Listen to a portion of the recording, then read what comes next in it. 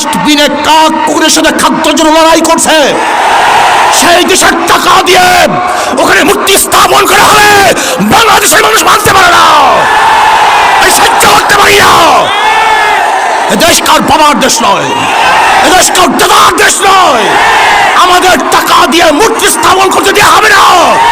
আন্দোলন করবো, সংগ্রাম করবো, জিহাদ করবো, লড়াই করবো।